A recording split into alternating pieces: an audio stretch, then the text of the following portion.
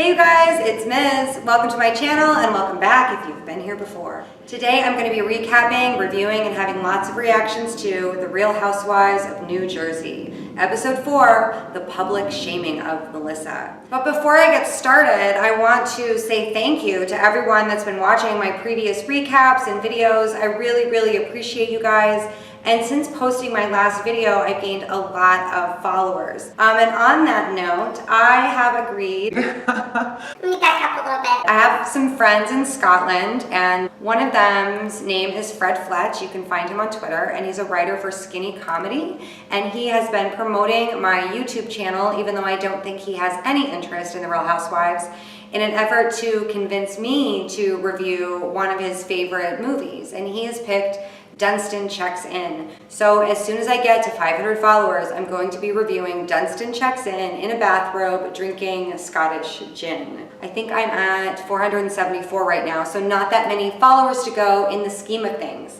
So thanks a lot for promoting me, Fred. I really appreciate it. And to all of these people that are signing up and hoping to see me review that film, I will not disappoint you. I'm not going to be drinking the entire bottle of wine today. I'm going to save half of it for tomorrow. And let's get started. So I have not had time to go to the wine store, but as soon as I do, I'm going to see if I can find some New Jersey wine. Today we do have another American wine. This is Kendall Jackson Vintner's Reserve Sauvignon Blanc. I normally do not care for California wines, but we're gonna give it a go.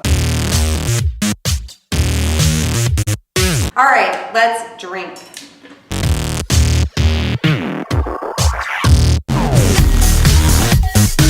And I'm definitely gonna have to power drink this because, you know, just to get warmed up. Ah. Whew. All right, Real Housewives. Let's do it. Of course, we're starting with a kid scene and a Teresa scene. Aw, I really like Teresa's dad though. He's very sweet and intelligible, which I really enjoy in older people. So Teresa's kids are seeing the ghosts of their grandmother, and Teresa is encouraging them to accept that and enjoy it. And I am with her kids, not into ghosts. No, thank you. All right, now we're with Siggy and Dolores, and Siggy is still really butthurt, even though Margaret apologized. Well, you guys know how I feel. If you don't know how I feel, watch the last 3 videos, and it's real obvious. Siggy in the talking head with her blue and black dress looks killer.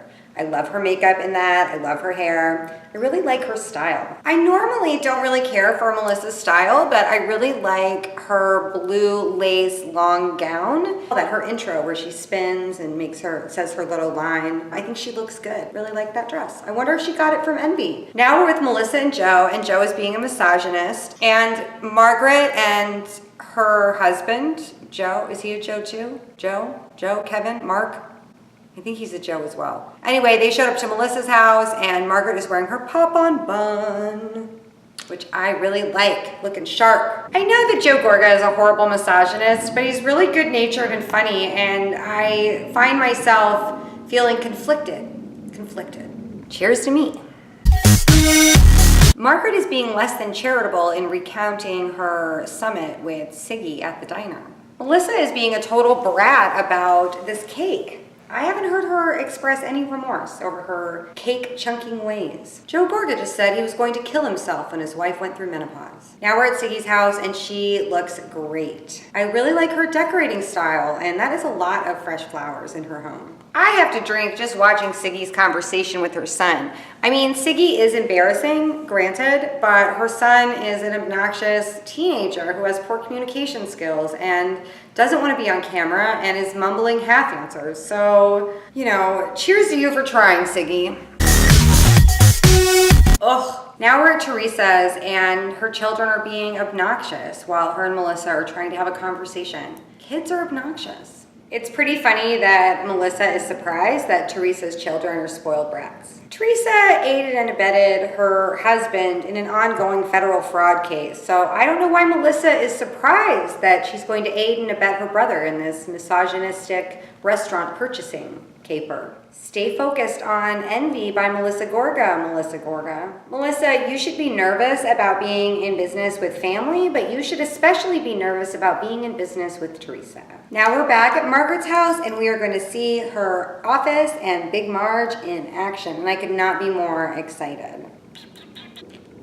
Oh my God, I love the idea of Big Marge sexting. Sext it up, Marge, sext it up. And they are very Floridian. I feel like Margaret and her mom need to move to Florida and do Real Housewives of Tampa. They just showed a flashback picture of Margaret and Big Marge, and Margaret is the spitting image of Big Marge. Identical. Siggy just called Margaret and invited her to a cocktail party, and Margaret's gonna be in Vegas. Margaret graciously declined the invitation and explained why, and Siggy was nice, and I'm really hopeful. Hopeful at this juncture.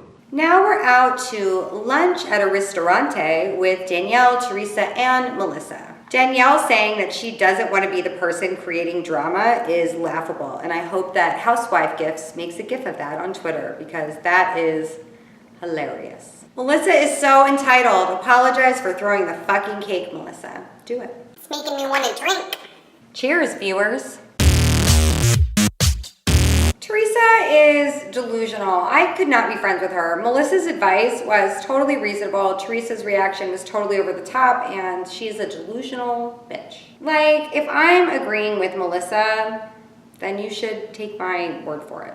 No, Teresa, no breaks for you. You're raising spoiled brats. It is what it is. Oh my God, they just showed a preview for the Real Housewives of Dallas finale. And I have to say, I thought about covering the Real Housewives of Dallas. I'm from the South. I'm originally from Louisiana.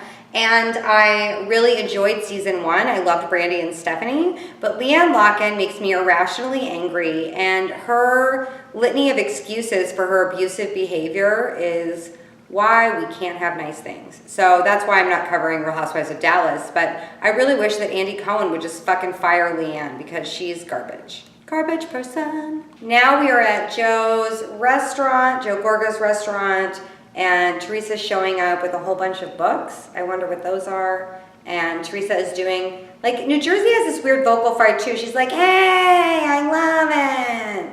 It looks great. I love it. It looks great. I love it. Teresa is being incredibly uncharitable towards Melissa, and I'm happy that she's not my sister-in-law. So Melissa does show up. She's like 40 minutes late, and I'm sure she texted them. I don't know why that Joe and Teresa are having this crazy overreaction.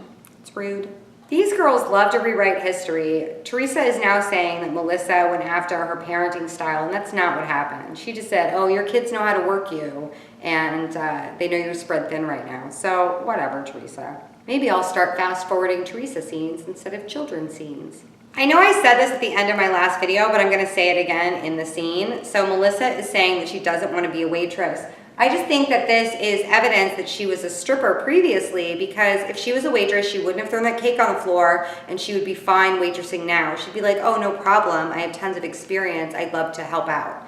Being a hostess is not any more difficult than being a waitress. It's just different. And wouldn't you go with what you know? Joe Gorga, this is for you. You need to shut that shit down with Teresa because she is a psycho and you need to really support your wife. Do it.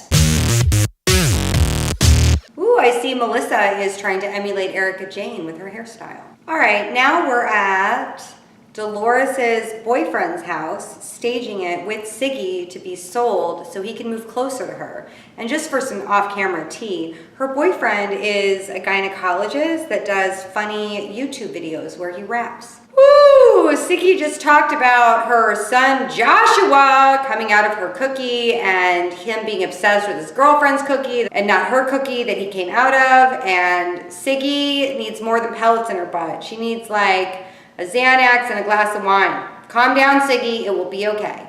It will be okay. I think Siggy's going to be a great grandma, but she's going to have to do some work between now and then to chill out. Now we're back at Teresa's house doing a dumb kid scene with kid things and slime and who cares? Do you think Teresa and Joe have ever said to their kids, you know, like, Daddy was convicted of fraud and is going to jail? Or do they just talk about it like away, like this weird camp? It's so strange, and it's a real culture of avoidance. In case you can't tell, I have very little sympathy for Teresa. Your kids do not need more attention, Teresa. So now we're at Siggy's party, and Siggy is overly excited and hugging everyone. We'll see how this unfolds. Now we're seeing all the ladies get ready for Siggy's party, and they all look horrendous. Teresa is wearing Louboutin Kates, which are very high pointy heels, black stretch pants, a chain belt, and a baby pink fake fur jacket. Or maybe it's real fur because they are disgusting in New Jersey. They love fur and dead animals. Got a drink. I do like Danielle's army green moto jacket though.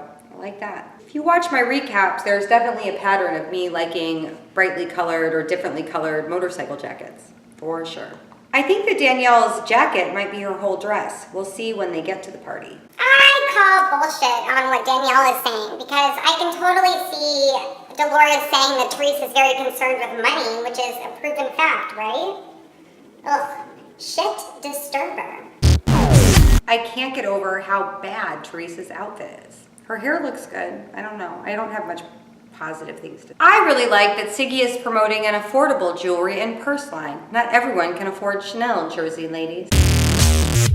Melissa is refusing to apologize for this cake like she's the one who didn't throw it. And you did. You haven't apologized. You're waiting for an apology. Melissa and Teresa, gotta finish off my wine. And actually, really quick, I'm gonna go put this in the fridge before I drink it all. Maybe I could drink a little bit more, right? Just like a... What is Siggy doing screaming about this in the middle of the party? What are you doing, Siggy? What are you doing? I would be mortified if someone called me out at a party the way that Siggy is calling Melissa out, but Melissa deserved it. I'm gonna stand by that. Standing by it. Drinking on Melissa's behalf, though. Maybe you should have apologized, bitch. And here comes Teresa in her dead Muppet outfit. I'm sure Danielle isn't far behind. I don't like Danielle's jacket as much now that I know it's a dress. Woo! Dolores is hot. And on the Dolores versus Danielle issue, I feel like Dolores said something like, you know, Teresa's very financially motivated or focused, and Danielle is turning it into something nasty. Oh my God, Teresa, you're the worst friend ever. Oh my God, Danielle is crazy. I don't think that Dolores said that. I just don't. Melissa Gorga, you have never bowed down when Siggy cried. You have dismissed her and been a horrible, awful person with lack of apologies. So zip it. And now we're seeing the preview for next episode, and Melissa looks bitchy. All right, you guys, that's it for this episode. I am really tipsy, even though I only drank half a bottle of wine, and I still have some left. I'll see you guys next week. Please comment and subscribe. Thank you. Cheers.